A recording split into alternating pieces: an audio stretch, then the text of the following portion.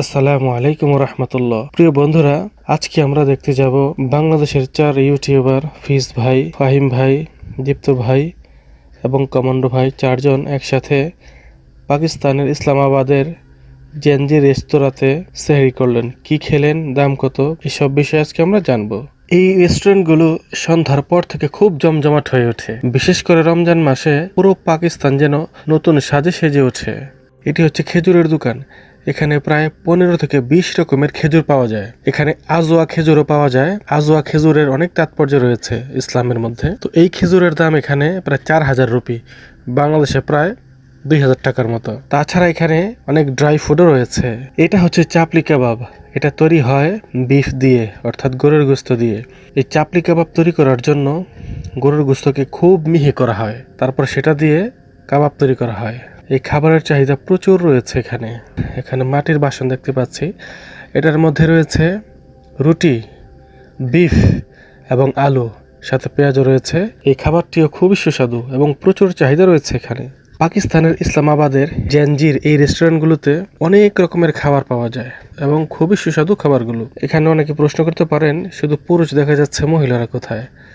আসলে এখানে এমন এক পরিবেশ করা হয়েছে যে মহিলারাও রয়েছে, মহিলারা আলাদা পর্দার আড়ালে রয়েছে, অর্থাৎ মহিলারা বাহিরে আসে না, তারা পর্দার সাথে থাকে এবং তারাও খাবার খাচ্ছে, পাশে রয়েছে।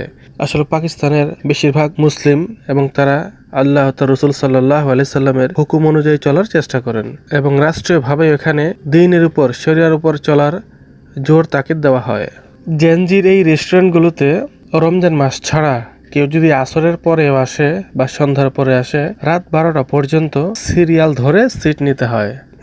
এত ব্যস্ত এখানে, সিরিয়াল দিয়ে খাবার খেতে হয়।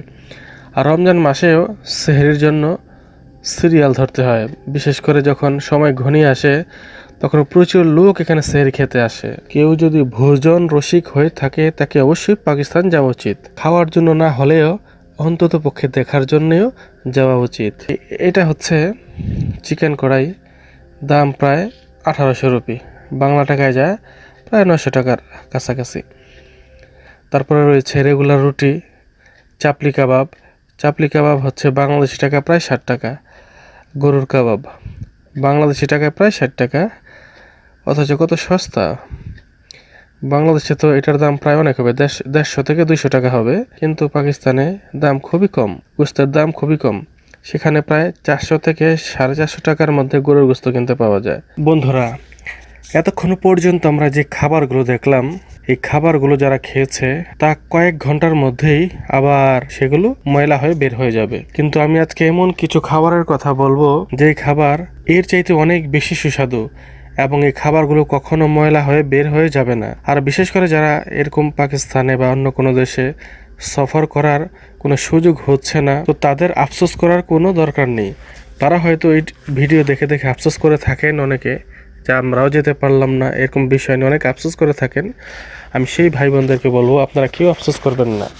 কারণ যারা মুসলমান রয়েছেন, আপনারা সবাই জানেন আল্লাহ পাক মুসলমানদের জন্য একটি কিতাব নাজিল করেছেন, সেটা হচ্ছে আল কোরআন। এর ভিতরে সূরা ওয়াকিয়ার মধ্যে আল্লাহ তাআলা বলেছেন, ওয়ালাহমি তায়রিম মিম্মা ইয়াশতাহুন, অর্থাৎ তাদের বাসনা অনুযায়ী, তাদের ইচ্ছা অনুযায়ী পাখির গোশত থাকবে। জান্নাতের মধ্যে পাখির গোশত, বিভিন্ন রকমের পাখির গোশত সেখানে থাকবে। শুধু পাখির গোশত নয়, উট, গরু, দুম্বা, মহিষ, যত রকমের গোশত রয়েছে সেখানে থাকবে। আর সে খাবারগুলো মানুষ এত পরিমাণে খাবে যে খাওয়ার পরেও কোনো পেশাব পায়খানা কিছুই হবে না, এবং সেগুলো হজম হওয়ার জন্য শুধু ঢেকুর দিবে আর সাথে সাথে সেগুলো হজম হয়ে যাবে, তারপর আবার ক্ষুধা লেগে যাবে। অতএব আমি আপনাদেরকে বলবো বন্ধুরা, যারা এই সমস্ত খাবার খাওয়ার তৌফিক হয়নি তারা যেন আফসোস না করি। আমরা আল্লাহ তাআলার হুকুম অনুযায়ী চলার চেষ্টা করি। আল্লাহ তাআলা যেন আমাদেরকে সেই স্থায়ী জান্নাতের বাসিন্দা করে সেখানকার খাবার খাওয়ার তৌফিক দান করেন।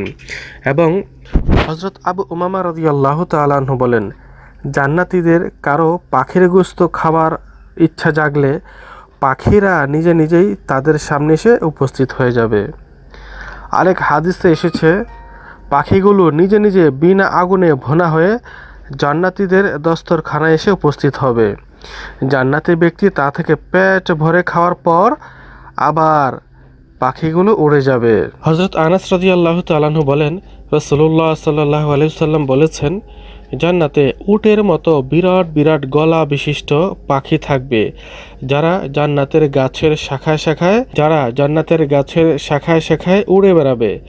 হযরত আবু বকর রাদিয়াল্লাহু তাআলা আনহু আরজ করলেন, হে আল্লাহর রাসূল সাল্লাল্লাহু আলাইহি ওয়াসাল্লাম, পাখিগুলো তো খুব আনন্দ ঘন জীবন যাপন করবে। রাসূলুল্লাহ সাল্লাল্লাহু আলাইহি ওয়াসাল্লাম বললেন, তাদের তুলনায় যারা তাদের গোশত খাবে তারা থাকবে অধিকতর সুখ স্বাচ্ছন্দ্যে। নবী করিম সাল্লাল্লাহু আলাইহি সাল্লাম একথা 3 বার বললেন। তো বন্ধুরা, আমরা যদি সেই জান্নাতের পাখিগুলো খেতে চাই, সেই জান্নাতের আরাম আয়েশে থাকতে চাই, তাহলে দুনিয়াতে আল্লাহ পাকের হুকুমগুলোকে হুজুরে পাক সাল্লাল্লাহু আলাইহি সাল্লামের তরিকায় অর্থাৎ সুন্নাত তরিকায় পালন করতে হবে। আল্লাহ তাআলা আমাদের সবাইকে তার হুকুম অনুযায়ী চলার তৌফিক দান করুক। সবাই বলি আমিন।